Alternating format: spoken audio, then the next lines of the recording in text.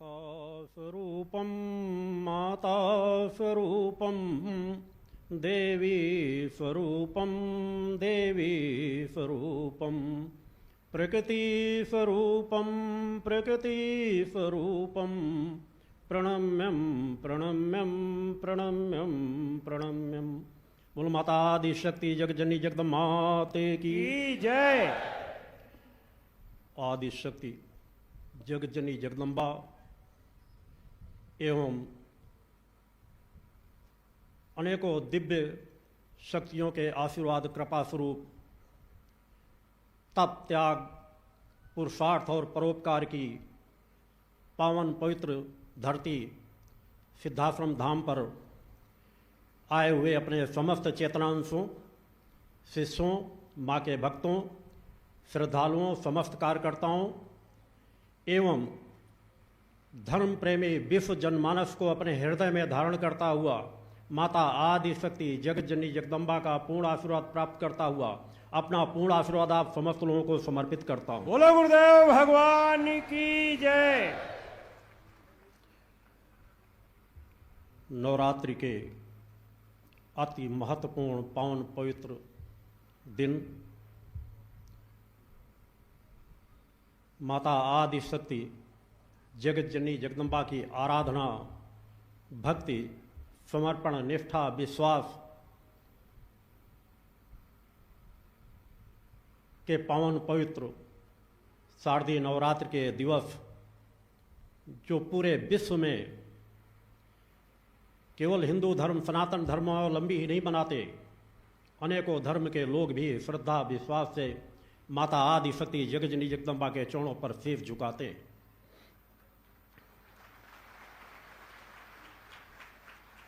संपूर्ण जगत में मामय वातावरण होता है।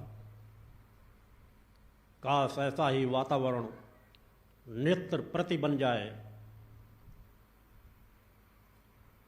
जिस तरह का जनमानस अपने हृदय में भाव माता आदि शक्ति जगतजननी जगदम्बा के प्रति नवरात्रि पर्वों में धारण कर लेता है, अनेकों अवगुणों से नवरात्रि पर्व में अपने आप को अलग कर लेता है, नशे मांस को छोड़ देता है, सत्कर्म करने की इच्छा शक्ति पैदा करता है, व्रत उपवास रहता है, मां की आराधना करता है, अलग अलग क्रियाओं के माध्यम से इन दिनों का भरपूर उपयोग करने का प्रयास करता है। मगर हमारे लिए तो माता आदि शक्ति जगतजननी जगदम्बा का हर दिन नहीं, हर पल और हर क्षण भी उसी तरह पावन पवित्र है जिस तरह के नवरात्रि के दिन हैं। हमें अपने अंदर वह विचारधारा धारण कर लेना है कि हम जिस भाव भूमि के धरातल में वर्तमान में जीवन जी रहे हैं, इन दिनों में जीवन जीते हैं, उस भाव भूमि के धरातल को बिखरने दे ही ना।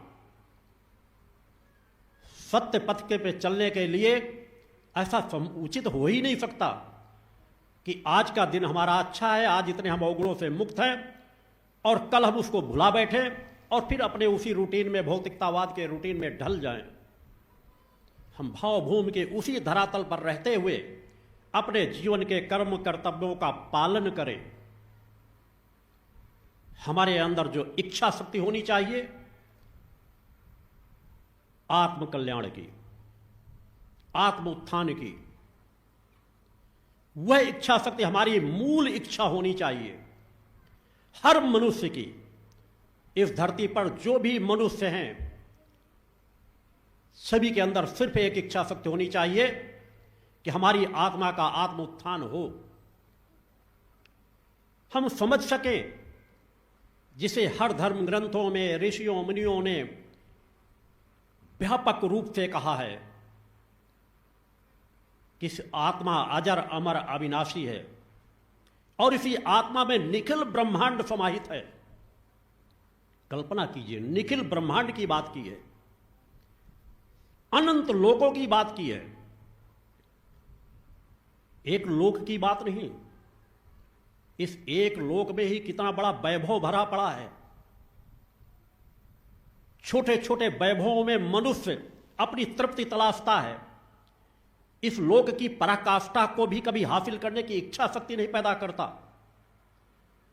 अनंत लोकों में कितनी बड़ी व्यापकता होगी, कितनी विराटता होगी, कितनी चेतना होगी, कितनी ऊर्जा होगी, कितनी तृप्ति होगी, कितनी शांति होगी, कितनी शक्ति होगी, कितना आनंद होगा। क्या हमारे अंदर वह इच्छा शक्ति नहीं होनी चाहिए? जो रत्न परम सत्ता ने हमें दे रखा है, हम उसके अंश हैं। हमारा सीधा रिश्ता उस जगत जननी से जुड़ा हुआ है, अन्य किसी से नहीं। हमारी आत्मा की वो जननी है जो अनंत लोकों की जननी है, समस्त देवी देवताओं की जननी है। उस परम सत्ता के प्रति हमारे जीवन में तो ठहराव होना ही नहीं चाहिए।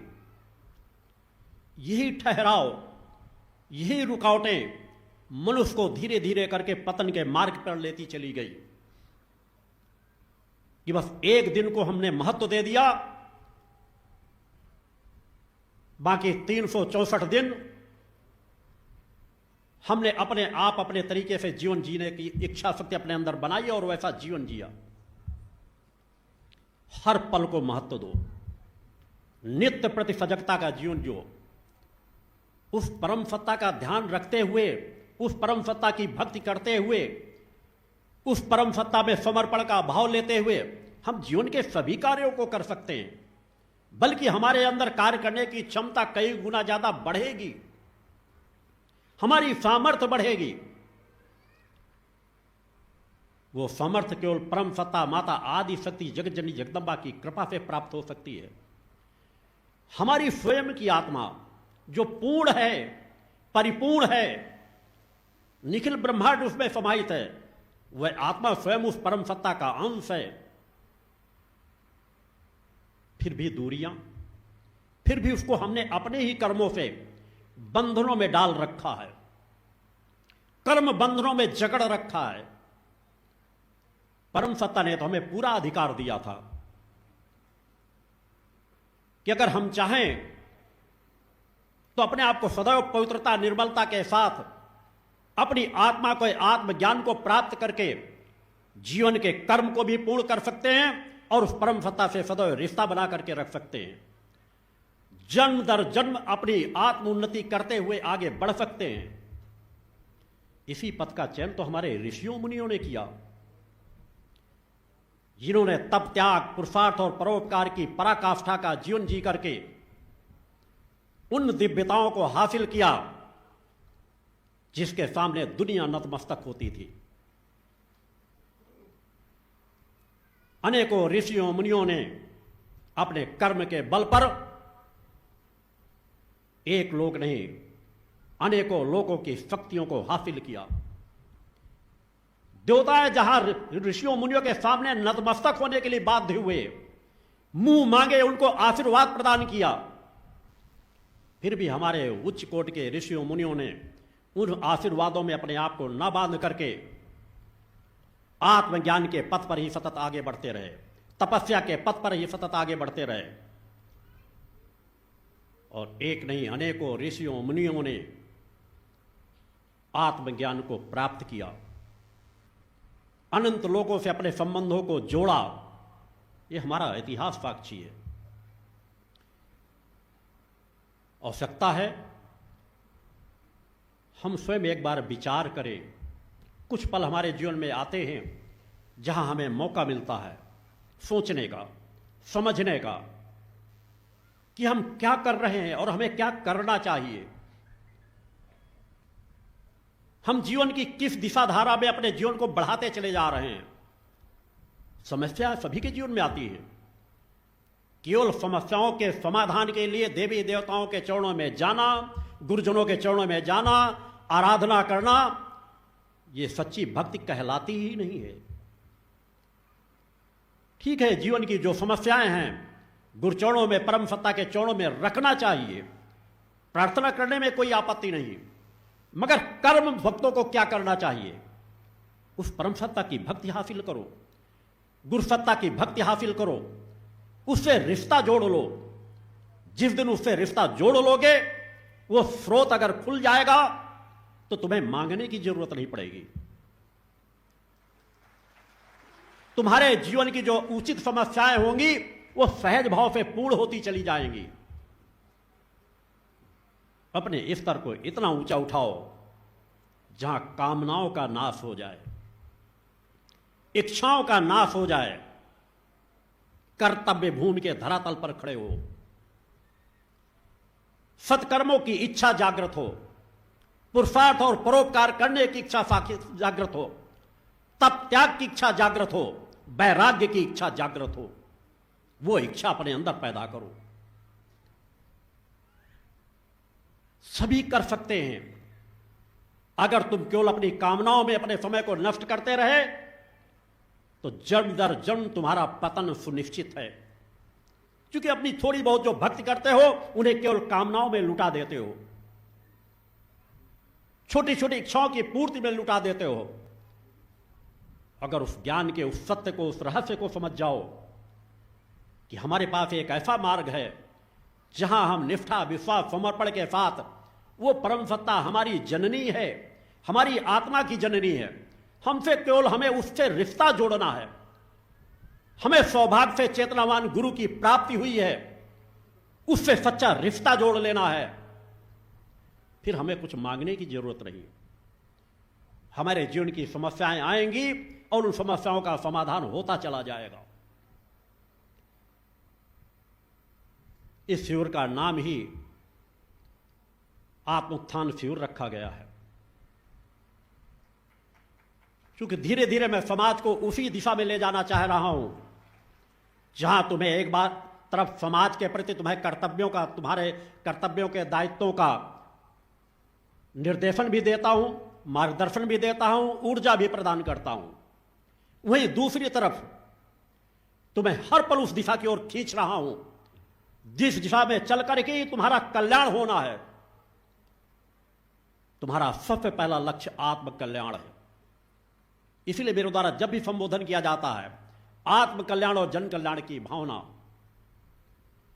आत्म कल्याण के प्रति व्याकुलता, आत्म कल्याण के प्रति एक ललक, एक तड़प, और जब वो तड़प आ जाएगी तो जन कल्याण हमारा कर्तव्य सहज भाव से बन जाता है कि हम जिस जगत जननी की कृपा से अपने आत्म कल्याण के पथ पर चल रहे हैं और हमें आत्म कल्याण की थोड़ी भी दिशा बोध हो रहा है तो उस दिशा की तरफ हम समाज को भी बढ़ाएं। परम सत्ता हमें जो भी सामर्थ्य दे रही है उस सामर्थ्य से हम समाज को भी दिशा दें, उसका मार्गदर्शन करें, उसके सहायक बने, क्योंकि संपूर्ण जगत उस जगत जननी जगदम्बा का है। हमें अपने कर्तव्य का कर्तव्य बोध होना चाहिए। आत्म कल्याण के लिए आप लोगों को सहज सरल अनेकों साधनाएं बताई गई हैं। धीरे धीरे क्रमिक गति में उस तरफ बढ़ने की इच्छा शक्ति पैदा करो, एक तड़प अपने अंदर पैदा करो। ध्यान साधना के माध्यम से, प्राणायाम के माध्यम से, सात्विक आहार के माध्यम से, सात्विक विचारों के माध्यम से हमारे अंदर जो आत्मा बैठी हुई है, सातों चक्रों के माध्यम से, हमारी प्राण चेतना के माध्यम से, हमारी सुषुम्ना, ईड़ा, पिंगला नाड़ियों के माध्यम से वह हमें ऊर्जा देती रहती है। हर व्यक्ति आत्म चेतना का ही जीवन जी रहा है। जिस दिन प्राण चेतना, आत्म चेतना कार्य करना बंद कर देती है, प्राणों का सहयोग करना बंद कर देती है, उसी दिन यह शरीर नष्ट हो जाता है। आत्म चेतना हर पल आपकी सहायता करती है, ऐसा कोई भी व्यक्ति नहीं है। नास्तिक से नास्तिक व्यक्ति भी आत्म चेतना की ऊर्जा का जीवन जी रहा है। बस फर्क यह है उसका दायरा सीमित है। उस दायरे को आपको बढ़ाने की जरूरत है कि हम अपने आत्मा का उत्थान किस तरह कर सके। हमारी आत्मा जो पूर्ण और परिपूर्ण है, उसके पड़े हुए आवरणों को हम किस प्रकार से हटा सके, उस तरफ सोच होनी चाहिए। उसी में आपकी समस्त समस्याओं का समाधान भी छिपा हुआ है। प्राणायाम के विषय में मैंने अनेकों बार आपको बताया है कि प्राणायाम वह माध्यम है जिसके माध्यम से हम अपनी आत्म चेतना के नजदीक जा सकते हैं। हमारे इतने नजदीक वह परम सत्ता बैठी हुई है कि जिसका स्रोत हमने एक बार जागृत कर लिया तो परम सत्ता की कृपा सदा उसी के माध्यम से हमें प्राप्त होती रहेगी। वो इच्छा शक्ति पैदा करना, ये केवल साधु संतों सन्यासियों का मार्ग नहीं है, ये हर शक्ति साधक का पथ है, हर मनुष्य का पथ है। हर एक के अंदर वह इच्छा शक्ति होनी चाहिए कि जो सत्य है उस सत्य से हम जुड़ सके, उस सत्य से हम रिश्ता जोड़ सके, उस सत्य को हम देख सके, उस सत्य को हम समझ सके। प्राणायाम सबसे सशक्त माध्यम है। पंच प्राण हमारी सहायता करते हैं,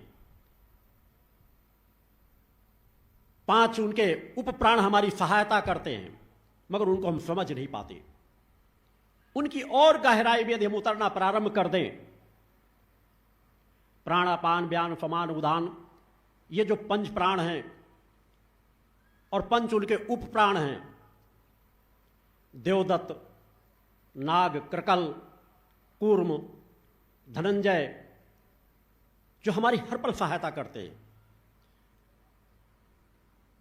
आपको छींक भी आती है, उसके पीछे एक प्राण कार्य कर रहा होता है। आपको जमुहाई आती है, उसके पीछे एक प्राण कार्य कर रहा होता है। आप पलक झपकाते हैं, उसके पीछे भी एक प्राण कार्य कर रहा होता है। आप कहीं पर खुजली होती है, उसके पीछे भी एक प्राण कार्य कर रहा होता है।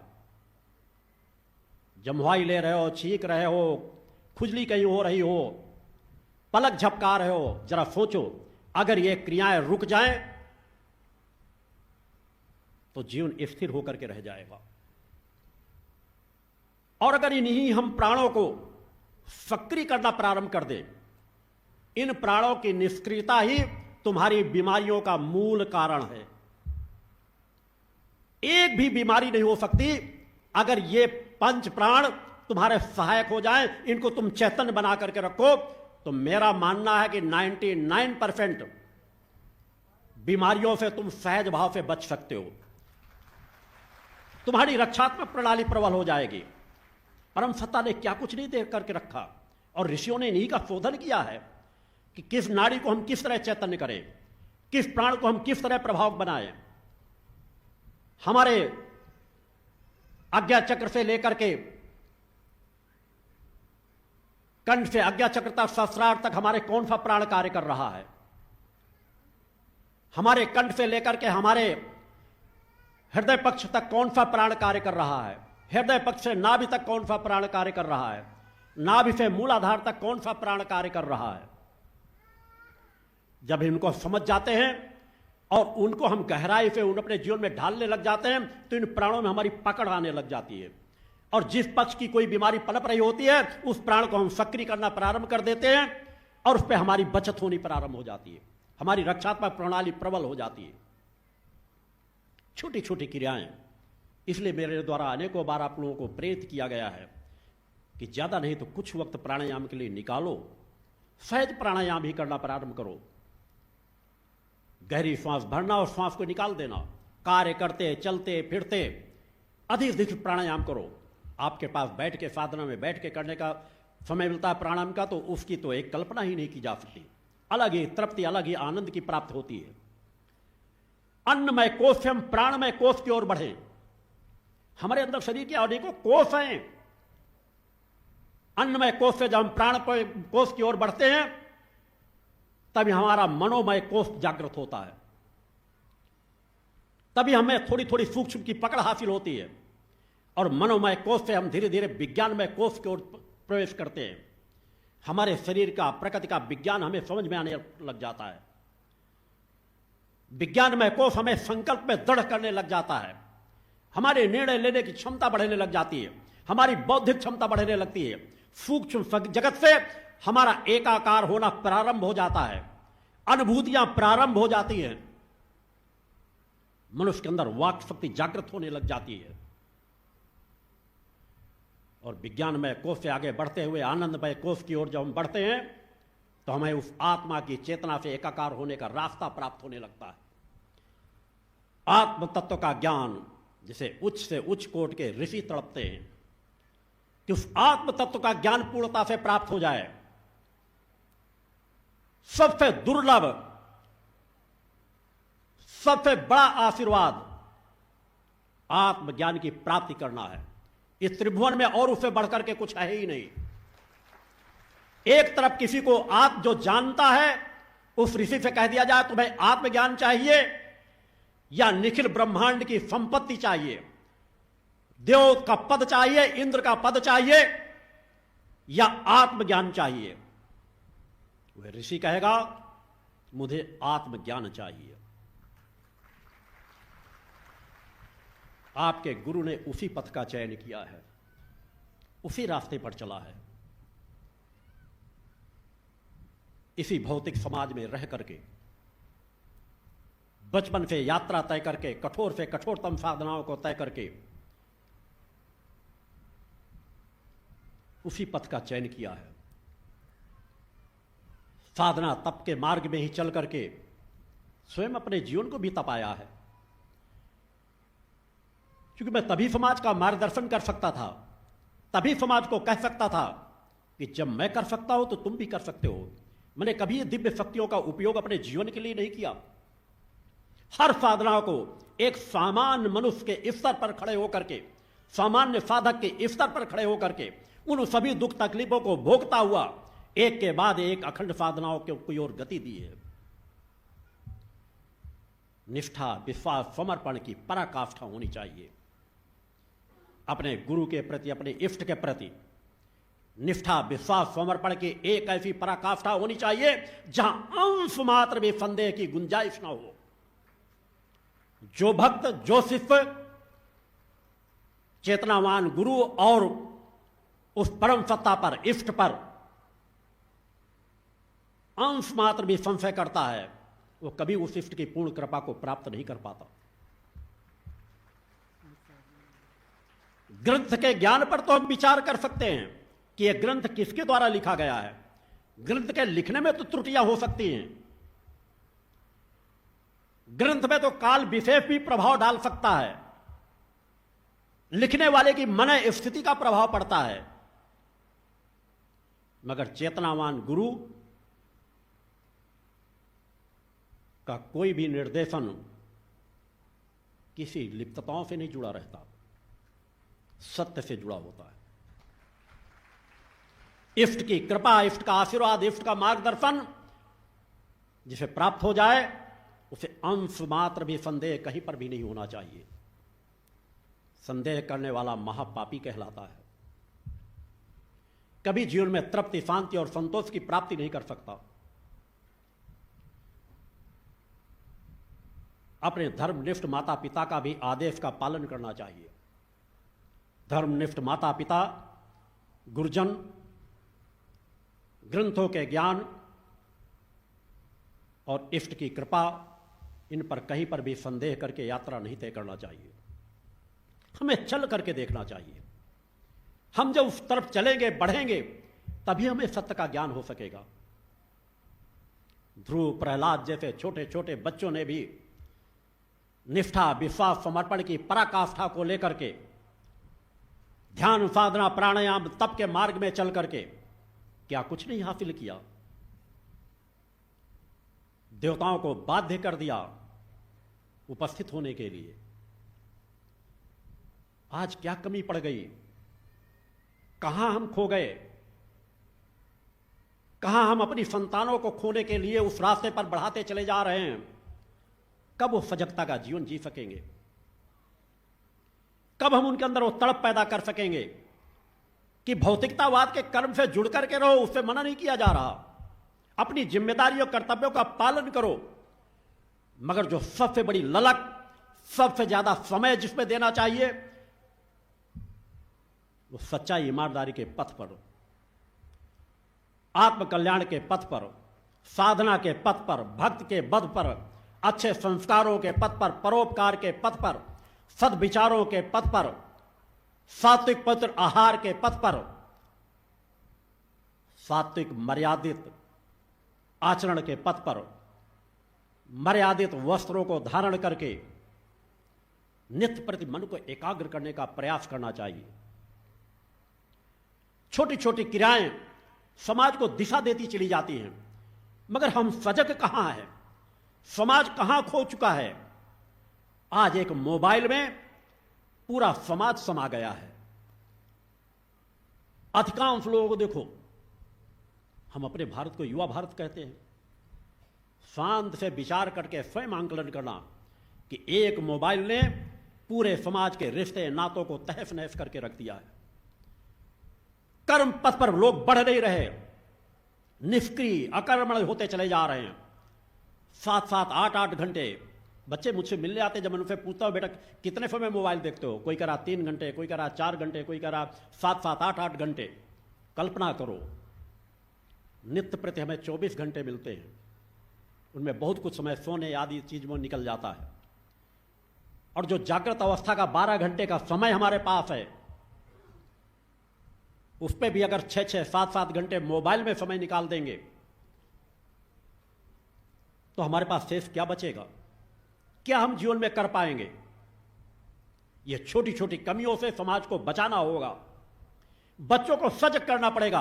अगर बच्चों से माता पिता प्रेम करते हैं तो उन्हें सत्कर्म के पथ पर बढ़ाओ, उन्हें नित्य प्रति ध्यान साधना की क्रियाएं सिखाओ, उन्हें प्राणायाम की ताकत के बारे में बताओ, उन्हें योग की ताकत के बारे में बताओ, उन्हें बताओ कि तुम्हारी भौतिकतावाद की संपूर्ण संपत्ति हो सकता है एक क्षण में नष्ट हो जाए, मगर तुम्हारे पास यदि योग की शक्ति है, तुम्हारे पास यदि साधना की शक्ति है, तुम्हारे पास यदि तुम्हारे गुरु का आशीर्वाद है, तुम्हारे पास यदि जगत जननी जगदम्बा का आशीर्वाद है, तो तुमसे कोई कुछ भी नहीं छीन सकता। बोलो गुरुदेव भगवान की जय। कौन कराएगा इस सत्य का ज्ञान? कौन प्रेरित करेगा उन बच्चों को, युवाओं को कि उन्हें क्या करना चाहिए? क्या वो खोते चले जा रहे हैं? आज तुम्हारे जीवन में इतनी समस्याएं हैं, कल को इससे सैकड़ों गुना ज्यादा समस्याएं तुम्हारे बच्चों के जीवन में आने वाली हैं कि जब उनको सत्य का ज्ञान ही नहीं होगा, संस्कारों से विहीन हो जाएंगे, आचार विचार से विहीन हो जाएंगे, तो पतन तो सुनिश्चित है, चूंकि कर्म प्रधान सृष्टि है। हर कर्म का फल मनुष्य को मिलेगा, और जब वो कर्मवान बन करके सत्कर्म करेगा ही नहीं, पुरुषार्थ करेगा ही नहीं, परोपकार करेगा ही नहीं, तो उसका जीवन भटकता चला जाएगा, असमर्थ असहायों का जीवन जिएगा। एक बार सजग होने की जरूरत है, अपने आप को पहचानने की जरूरत है, अपने कर्तव्य पथ पर चलने की जरूरत है कि मनुष्यों के लिए उस परम सत्ता ने कौन सा कर्तव्य पथ बताया है। केवल कहानियां किससे सुन लेने से आपका कल्याण नहीं होगा। स्वयं के द्वारा स्वयं निर्णय करना पड़ेगा कि हम गुरु के आशीर्वाद, गुरु के मार्गदर्शन पर स्वयं का कल्याण करने की इच्छा शक्ति अपने अंदर पैदा करें। सुनोगे तो जानोगे, जानोगे तो मानोगे अवश्य, क्योंकि जिस चीज को हम जान जाएं, पहचान जाएं, तो उसे मानने से कौन इनकार करेगा। मगर हम उस बातों को सुने तो उनको धारण तो करें और उन पे आगे बढ़ना प्रारंभ कर दें। सरल सा मार्ग है। मैंने भी बचपन में वैसा ही जीवन जिया है।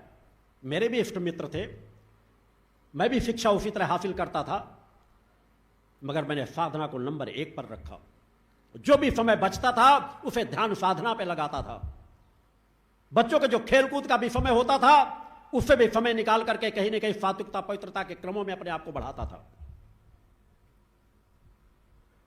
इच्छा शक्ति तो पैदा करने की जरूरत है कि हमारे अपना आत्मा का कल्याण करना। क्या तुम्हें एहसास नहीं होता कि मैं अपने जीवन में विराटता को प्राप्त कर सकूं, अपनी चेतना को प्राप्त कर सकूं, अपनी समस्याओं का समाधान कर सकूं और अपने साथ ही साथ लाखों करोड़ों जनमानस की समस्याओं का समाधान कर सकूं? हर एक के अंदर वो तड़प होनी चाहिए। आज छोटी छोटी गलतियां, हो सकता है तुम्हारे पास करोड़ों अरबों की संपत्ति भरी हुई हो, मगर इसी से आपके बच्चों का कल्याण नहीं होगा। हो सकता है इस जीवन में वो सुख सुविधाएं पा जाएं, अगला क्या होगा? क्योंकि अगर वो धन के वशीभूत होकर के गलत दिशा में बढ़ते रहे, कर्म करने की इच्छा शक्ति समाप्त हो गई, सत्कर्म की इच्छा शक्ति समाप्त हो गई, वो नफे मांस की ओर बढ़ गए, अनीति अन्याय अधर्म की ओर बढ़ गए, तो ये जो पूंजी पैदा करते चले जा रहे हैं, ये पूंजी एक दिन उनका पीछा करने लगेगी और जो कुछ है वो भी छिन जाएगा, इस जन्म नहीं तो अगले जन्म में। हम अनेकों जन्मों की, हमारी आत्मा अजर अमर अविनाशी है, कर्म प्रधान सृष्टि है।